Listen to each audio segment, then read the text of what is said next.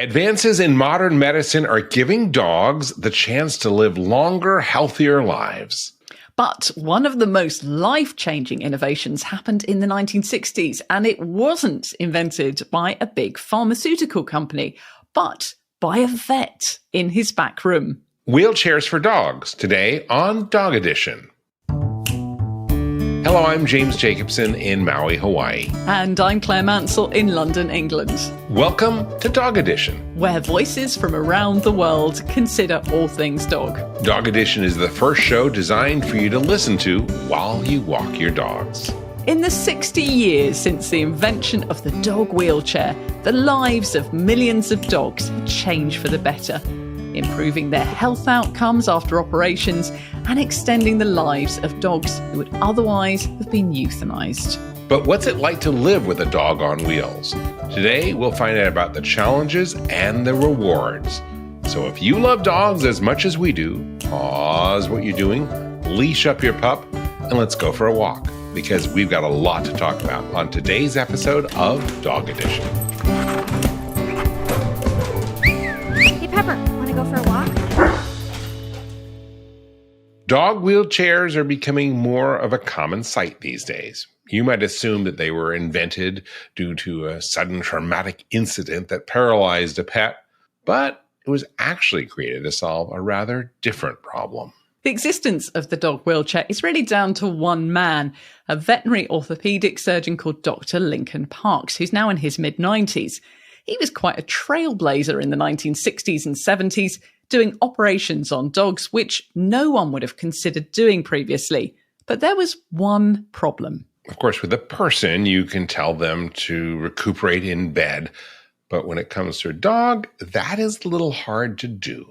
Glenn Parks is Dr. Parks' son, and he runs Canine Carts, the business his father established. A lot of veterinarians, even to this day, recommend, say, a 6 to 8 week cage rest for pets. Well, that's very difficult. So especially if you've got a younger pet that just wants to be up and active, to maintain them in a cage for weeks to months at a time is incredibly difficult. And there's not a lot of point in putting a pet through expensive and life-altering surgery if you can't ensure that afterwards they're taken care of the right way. What they did was they developed an idea that we can take care of these pets, rehab them more safely, but also give them mobility at the same time. He started off actually just building the wheelchairs even at his house because he didn't have a setup at our hospital at that point. And then developed an area within the hospital where they were building the wheelchairs to help the pets that needed them, either pre or post-operative care, or there's many pets that are just not good applicants for surgery. As the business grew, it became apparent that the carts that Dr. Parks was building weren't just changing the prognosis for post-surgery dogs, they were also saving lives too. As his client list expanded to dogs with degenerative conditions, paralysis or limb loss, the kind of dogs who until this point had had no future at all. It was an extremely high percentage of pets were being put down. Very, very high. Except for the rare occasion in which someone was willing to just take care of their pet and just deal with the nursing care on their own, and the pet literally just dragged around. That was the only scenario before the wheelchairs were developed. Canine Carts alone has now manufactured and custom fitted over 1.5 million wheelchairs. But Dr. Parks' invention has not just impacted dogs in the United States. In many countries with poor animal rights records, dogs which previously would have been euthanized have been able to start a new life. In Nepal, there is a rescue called SNEScare. They have 21 dogs who have either lost mobility in their limbs or had amputations and now depend on wheelchairs to get about, most of which are donated by the manufacturers. Sanju Shrestha is the manager there. When we take them the walking, they run faster than the normal dogs.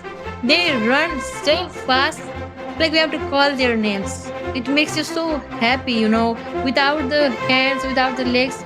They ran. It's just like the freedom they get. The freedom of walking on their own.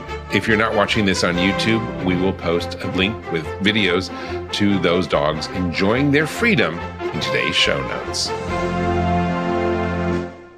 Building wheelchairs may have started off as a backroom project for Dr. Parks, but those wheelchairs have evolved in the past 60 years.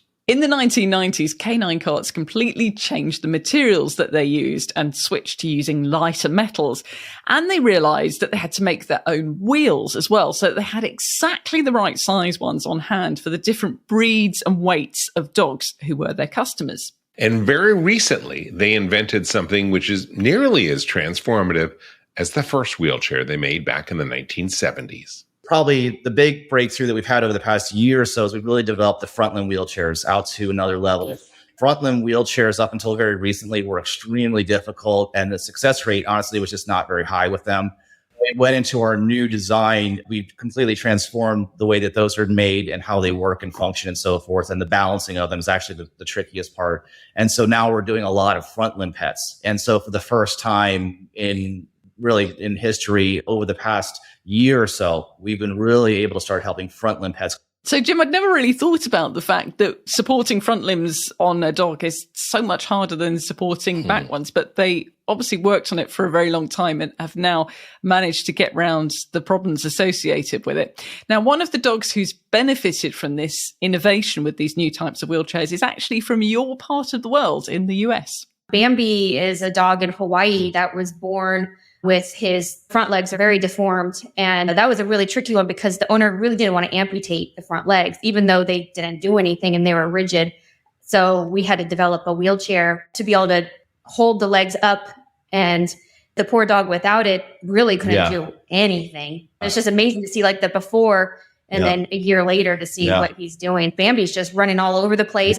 As we've heard, dogs need wheelchairs for a variety of reasons. Sometimes it's just for a short period of time to recover from an operation.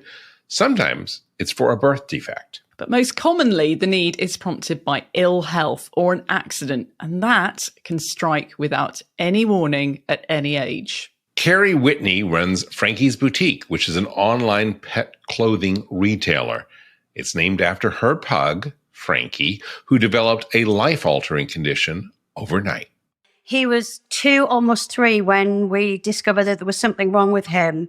Up until that point, he was healthy. He was incredibly active. He would quite easily do 10-mile walks, no problems at all. And then all of a sudden, I came back from a walk one evening and one of his back paw nails was bleeding. And I just presumed he must have caught it while we were out walking. So Carrie cleaned up the wound and didn't think much of it until the next day when it happened all over again. She thought she'd better take her dog to the vet and get it properly bandaged and cleaned up so that it wouldn't get infected. She took him outside and kind of watched him walk back and forward a little bit. And she said, I think there's something wrong with his back. What Frank was diagnosed with was subarachnoid diverticular, which is a pocket of fluid on the spine. And it's unfortunately becoming more common as a result of the breeding of some brachydogs like pugs. Kerry was given the choice of anti-inflammatory medication for life with possible side effects or an operation also with risks. Frankie was only 2 years old, so they thought that the operation would be his best bet. But unfortunately, the surgery did not go well. I was not prepared for what was to come. I wish I knew what I knew then. I went to pick him up. He obviously hit his back end had completely gone. He couldn't walk anymore. He couldn't stand. He was never the same. He was never right after it. Kyle Cody faced a similar emergency with his Boston Terrier named Chalmers. Now, Chalmers is named after a University of Kansas basketball player. Kansas, of course, won the 2008 NCAA championship when Chalmers was just a puppy. And Kyle always hoped that the dog would live to see the team win once again. They won last year, but within hours of that celebration, everything changed. 2 days later, he wakes up and all of a sudden his back legs quit working completely. He's got a degenerative back disorder. And so he's in no pain at all, but it's like his back legs are just asleep. Crystal and Glenn at Canine Carts also have a really adorable dog for whom everything changed overnight. He's a puppy that they rescued called Buster. And prior to them taking care of him, he fell from a bunk bed while playing with children and is now paralyzed. Those accidents can happen overnight and everything changes. And that's when it's good to know that a wheelchair may be an option. We're going to take a break right now, but after the break, we will hear about the charities that are helping dogs get mobile and the challenges of being an owner of a dog on wheels. We'll be right back. And now, a message from your dog. Every day with you is like a day at the beach, and I want as many beach days as possible. I want to run and sniff and find a good stick to carry. I want to walk with you, run with you, sleep with you, eat with you. And when I eat with you, I want Everpup. It infuses any food you give me with health and life and vibrancy. I can feel it. It's a strange thing to do, sprinkle this powder on my food, but I wouldn't have it any other way. My time with you is precious and irreplaceable, and I'm thrilled to be with you for as long as possible. Here's to puppy playtime and senior snoozes. No matter how old I get, I want my Everpup. It just makes me feel good in this life. And the next, and the next, and the next. I am so grateful to be your dog and for the Everpup you give me. So now that you know what your dog wants, get Everpup, the ultimate dog supplement. Everpup is available in select pet shops and on Amazon. But to get the best price possible, join the Everpup Club at everpupclub.com, where you'll get your first jar for just $8 with free shipping anywhere in the U.S. Go to everpupclub.com and use the discount code DPN. That is everpupclub.com. Everpup every day. Welcome back. Before the break, we heard about the invention of the dog wheelchair and 3 dogs whose lives and health changed overnight. Only a few years ago, all of those cases that we heard about before the break would have seemed hopeless. But now dogs and owners have options. In fact, they have so many options that sometimes it can be a little overwhelming. There are adjustable chairs available, which you fit yourself, or a manufacturer like Canine Carts will custom build you one for your particular dog. Kyle travels around the US with his charity, Autism Down, and he actually moved to Florida partly to be closer to Canine Carts so he could get the right fit of cart for Chalmers, his dog. Now, Jim, I have to tell you, I didn't realize quite how big Florida was. And it turns out I'm not the only one. I am a Brit, so that's my excuse. It turns out that Kyle moved to Florida and didn't realize quite how big it was either. And it was only when he looked up where Canine Carts were and realized he was the opposite side of the state. Well, not everyone can move those long distances or afford the cost of a new wheelchair. And we mentioned that company in Nepal. It's actually not a company. It's an organization called SNES Care. That's where the street dogs are given mobility thanks to donations of canine carts. But, well, there are folks in the United Kingdom who also need some financial help with getting a wheelchair for their pups. Rachel Wetnett runs Winston's Wheels, which she set up when her 7-year-old Staffordshire Bull Terrier developed a tumour on his spine. Winston was your typical Staffy, crazy, bouncy, loony dog. And then he suddenly just started walking funny and not correcting his back paws. We were actually told that they couldn't operate because he'd passed away on the operating table. So they said a lot of people would opt to have him put to sleep, and that wasn't an option for us. Rachel found that the added expense of having to pay for a wheelchair right after the cost of veterinary care was really challenging. So she decided to do something about it. It's normally people have a lot of vet bills when their dogs become ill and stuff, and buying a wheelchair, because they can range from $200 right the way up to like £600. So we've found sort of a niche there. That was something that was needed. At the moment, we have 275 wheelchairs that are actually out in Northern Ireland and all over Britain. It turns out it's not just money that can be an obstacle trying to get dogs mobile again. Rachel says that the information that people get from their vets or therapists isn't always positive. I've had people phone me up in tears that have come out their vets and they've had a really negative experience. Like the vet said, all it had damaged their internal organs being in a wheelchair and really stuff. And you're like, Where are they getting this stuff from? They're trained vets. And, people come to me in tears. Now, that story seems strange, but in fact, it's not unique. Not at all. Carrie, who owns Frank the Pug, tried everything to restore his movement. And when she tried to discuss getting a wheelchair for him with her specialist, she found the specialist strangely resistant. I remember at the time, the physio who we were with were just completely against it. I hadn't even really finished the sentence. As soon as I said the words wheels, it was like shut down. She was like, no. Even canine carts in Florida say that they have encountered problems getting veterinarians to recommend wheelchairs. Perhaps one of the reasons that there is some reluctance and negativity about wheelchairs is because there are practicalities that owners need to adjust to. Some of these are bigger than others. Let's start with a small one. Footwear. Footwear for the dog? No, footwear for the owner. Huh? Now, I know this seems a bit random, but here is Rachel Wetner to explain. You'll know when you have a wheelchair dog, the first thing I say to people is flip-flops are gone. Don't wear sandals because your toes are just going to be run over.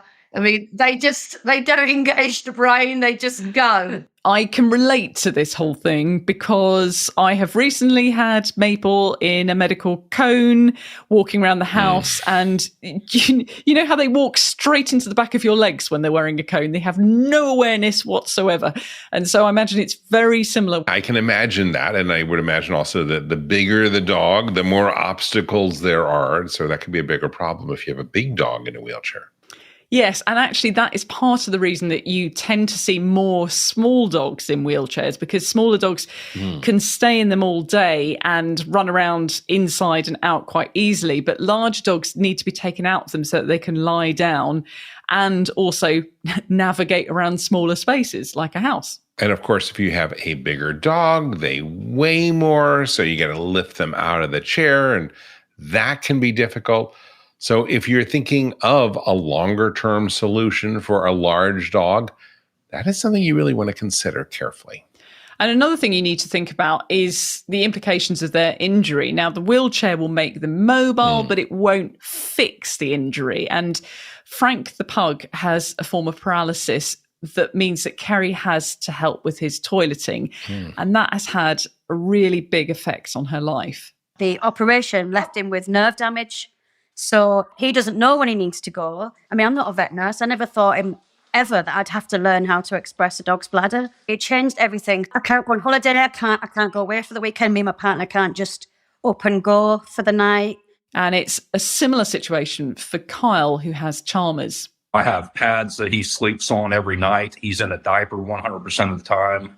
It's almost like having a baby. You really have to treat it that innocently, I guess. It's been quite the adjustment for me because I've never had kids, and I'm starting to understand a little bit of the, it's not just as easy as it looks. He wakes up basically every 3 hours. So I take him out somewhere between 8 and 12 times a day. So it's me physically carrying him out, letting him go to the restroom, and then he's immediately in his cart after that. So it's not much sleep. Those are really dedicated dog lovers. And if it all seems like a lot to take in, you will be pleased to know that the internet is there to the rescue. There are a lot of online communities of people who have dogs in wheelchairs, and they provide a lot of support for people who are either considering it or dealing with the challenges of a dog on wheels. Carrie found one of those online communities particularly helpful. And it was through this, talking to people on the Wheelie Pug group, they all said, get wheels, and it's the best thing. And you're like, well, when is the time to get wheels? And they all said, all of them, now, get them now, because you're better off getting him used to them now than wait until he needs them. We'll drop links to some of those Facebook groups and online communities that we've come across in the show notes if you want to find out more. Even though the idea of transitioning your dog to a wheelchair might seem a bit overwhelming, everyone that we spoke with while putting this episode together said that getting their dog a wheelchair was really a positive thing.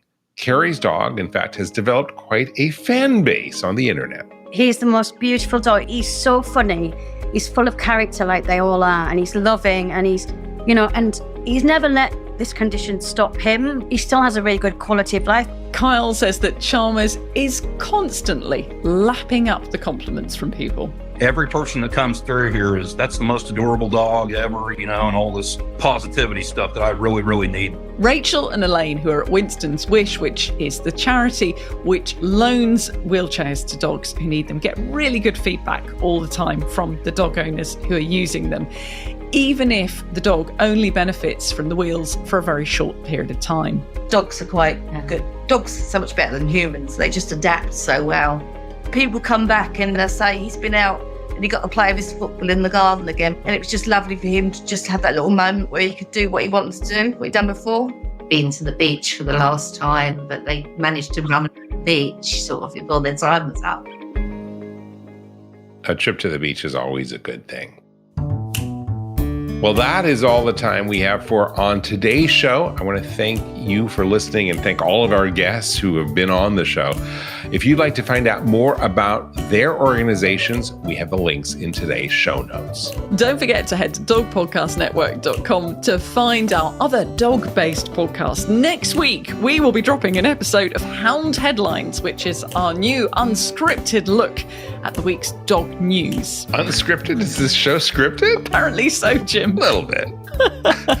If you want to make sure you get that when it's published, follow this podcast in your podcast app. I'm Claire Mansell. And I'm James Jacobson. On behalf of all of us here at Dog Podcast Network, we'd like to wish you and your dog a very warm aloha.